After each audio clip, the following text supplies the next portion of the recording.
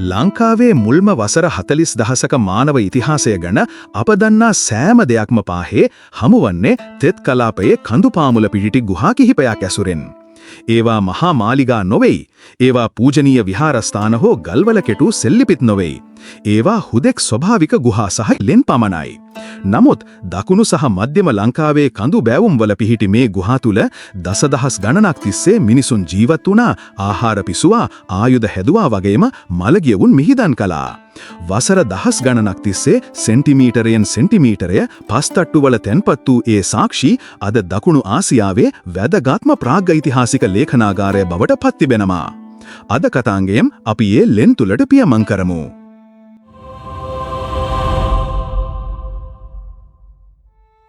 අපි මුලින්ම යන්නේ කළුතර දිස්ත්‍රික්කයට. කොළඹ සිට පිළියන්දල හොරණ පාරේ කිලෝමීටර් 40ක් පමණ දකුණට ගිය විට බුලත්සිංහල නගරය හමුවනවා.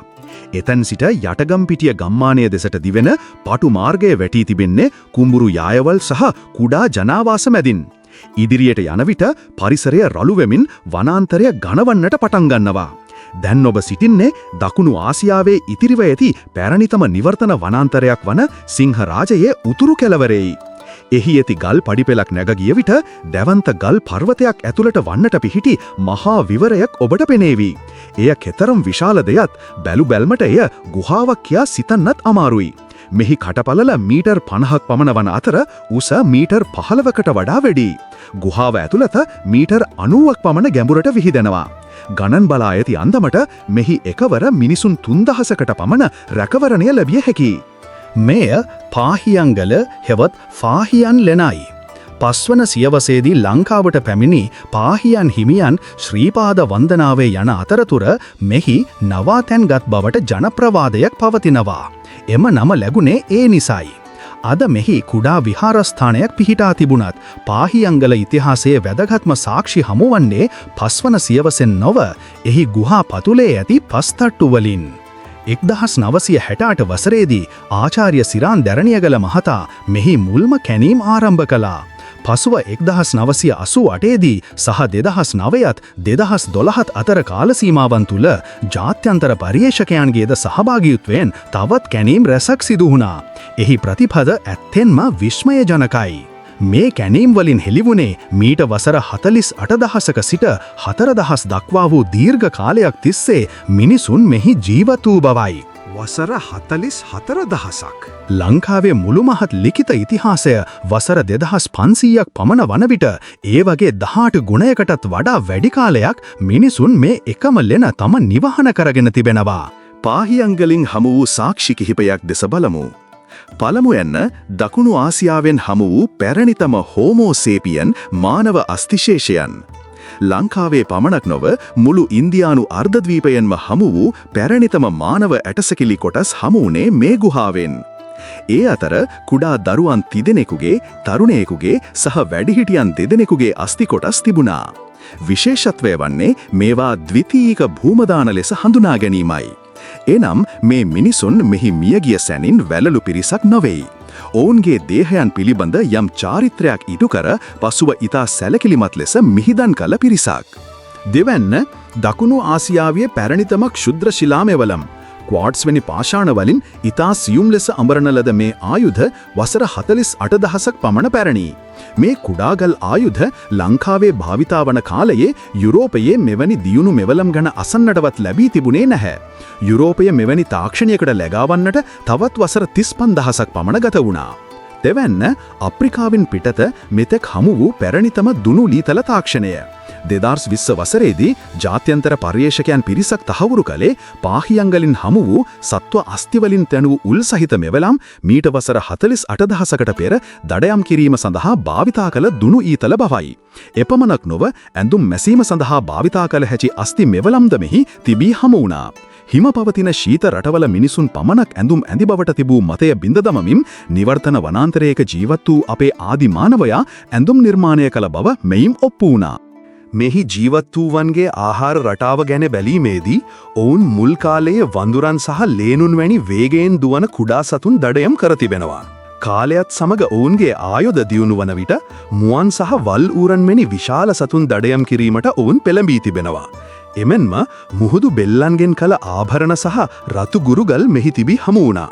වනාන්තරය මැද තිබූ ගුහාවක මුහුදු බෙල්ලන් තිබීමෙන් අදහස් වන්නේ මේ මිනිසුන් මුහුදු වෙරළ සමග සම්බන්ධතා පැවැත් වූ බවයි. පාහියන් ගල යනු ලංකාවේ ප්‍රාග් ඉතිහාසයේ එක් පරිච්ඡේදයක් නොව එහි මහා පදනමයි. දැන් අපි රත්නපුර දිස්ත්‍රික්කයට යමු.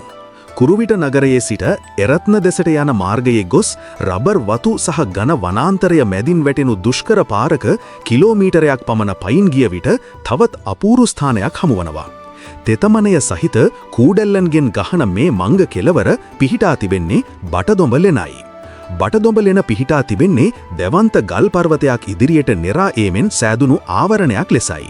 වැසි කාලයේදී මේ ගල් මුදුනේ සිට පහළට ජලය ඇද හැලෙන්නේ දිය ඇල්ලක් වගේ. මේ ස්ථානයට ආචාර්ය සිරාන්ධරණීය ගල මහතාගේ පෞද්ගලික සම්බන්ධයක්ද තිබෙනවා. කුරුවිට යනු ඔහුගේ උපන් ප්‍රදේශයයි. ඔහුගේ පියා වූ P.E.P. ධරණීය ගල මහතා 1940 ගණන්වල මෙහි මුල්ම කැණීම් කළ අතර පසුව සිරාන්ධරණීය ගල මහතා දශක ගණනාවක් තිස්සේ මෙහි පර්යේෂණ මෙහෙයවුවා. පියපුතු දෙපළ පරම්පරා දෙකක් තිස්සේ මේ පොළොව හාරමින් අපේ අතීතය මතු කරගත්තා. බටදොඹ ලෙන මීට වසර 27,000ක සිට 36,000ක් දක්වා අතීතයකට හිමිකම් කියනවා. මෙහි විශේෂත්වය වන්නේ බලංගොඩ මානවයාගේ සම්පූර්ණ ඇටසැකිලි කිහිපයක්ම මෙහි තිබී හමුවීමයි. ඒ ඇටසැකිලිවල උස, ඝන හිස්කබල සහ විශාල දත් මැන බැලීමෙන් තමයි අපි බලංගොඩ මානවයාගේ පෙනුම ගැන නිවැරදි විස්තරයක් ලබාගත්තේ. මෙහි තිබී සත්ව අස්තිවලින් කළ ආයුධ 173ක් හමු වුණා. ඒ වගේම අපූරු ආභරණ විශේෂයක්ද හමු වුණා. ඒ තමයි පැස්බැර බිත්තර කටුවලින් කළ පබලු. ලංකාවේ කිසිම දිනක පැස්බරුන් ජීවත් වුණේ නෑ. එසේනම් මේ පබලු මෙහි පැමිණියේ කොහොමද? එයින් අදහස් වන්නේ ඉන්දියාව වැනි රටවල් සමග එකල පවා ඉතා ඈතට විහිදුණු හුවමාරු ජාලයක් තිබූ බවයි. ඔක්ස්ෆර්ඩ් විශ්වවිද්‍යාලයේ පර්යේෂණවලට අනුව හෙළිවුණේ මේ මිනිසුන්ගේ ආහාරයෙන් 70%ක්ම සමන්විත වුණේ වඳුරු මස් වලින් බවයි. එමෙන්ම ඔවුන් කැකුණ වැනි ඇට වර්ග විශාල වශයෙන් ආහාරයට ගෙන තිබෙනවා. ගුහාව තුල තිබී හමු වූ කණු වලවල් දෙස බලන විට පිනී යන්නේ ඔවුන් ගුහාව ඇතුළත ලී උපයෝගී කරගෙන කුඩා කුටි හෝ ආවරණ සකස් කරගෙන තිබූ බවයි. මෙය ඔවුන් නිකම්ම ලැබුම්ගත් තැනක් නොව ඉතා සංවිධානාත්මකව ජීවත් වූ නිවසක්. තවත් උතුරට ගිය විට කිතුල්ගල ප්‍රදේශයේ බෙලිලෙන හමුවනවා. රබර් වතු මැදින් මීටර් 650ක් ප්‍රමාණ උස කඳු බෑවුමක් නැග ගිය විට මේ ලෙන හමුවනවා. මෙහි නම බෙලි වුවත් ඒ නම ලැබී ඇත්තේ බෙලි පළතුරු නිසා නොව මෙහි බහුලව තිබී හමු වූ ගොළු බෙල්ලන් නිසයි. 1978ත් 1983ත් අතර සිරන්ධරණීය ගල මහතා මෙහි ඉතා විධිමත් කැණීම් සිදු කළා. මුල් කාලයේදී මෙය වසර 12000ක් පමණ පැරණි බව සිතුවත් 2017 වසරේදී නවීන විද්‍යාත්මක ක්‍රමවේද භාවිතා කළ පර්යේෂණ වලින් හෙළිවුණේ බෙලිලෙනත් පාහියන් ගල වගේම වසර 45000ක් පමණ පැරණි බවයි. බෙලිලෙන ලෝකය පුරා ප්‍රසිද්ධ වුණේ එහි තිබී හමු වූ මුහුදු ලුණු සහ මෝරදත් නිසයි.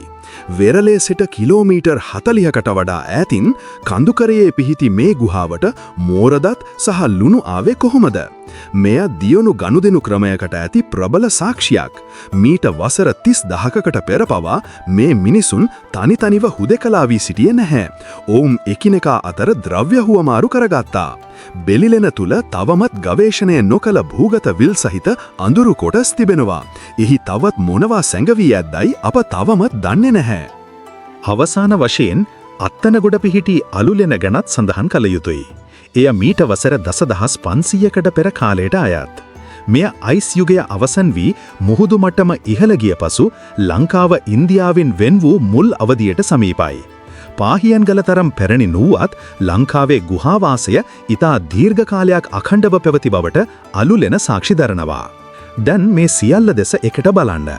කළුතර පාහියන් ගල, රත්නපුර බටදොඹලෙන, කිතුල්ගල බෙලිලෙන සහ අත්තනගොඩ අලුලෙන. මේ සියල්ල පිහිටා ඇත්තේ තෙත් කලාපයේයි. එය අහම්බයක් නොහෙයි. තෙත් කලාපයේ තිබූ ඝන වනාන්තරය, බහුල ජලය සහ මේ ස්වභාවික ගුහා බලංගොඩ මානවයාට අවශ්‍ය සියලු පහසුකම් සපයා දුන්නා. මේවා නිකම්ම ගුහා කිහිපයක් නොවේ. ඒවා එකිනෙකට සම්බන්ධ වූ මිනිස් ජාලයක මධ්‍යස්ථානයි. වසර දසදහස් ගණනක් තිස්සේ අපේ මුතුන් මිත්තන් මේ ලෙන් තුල තම ශිෂ්ටාචාරයේ මුල් පදනම දැමුවා.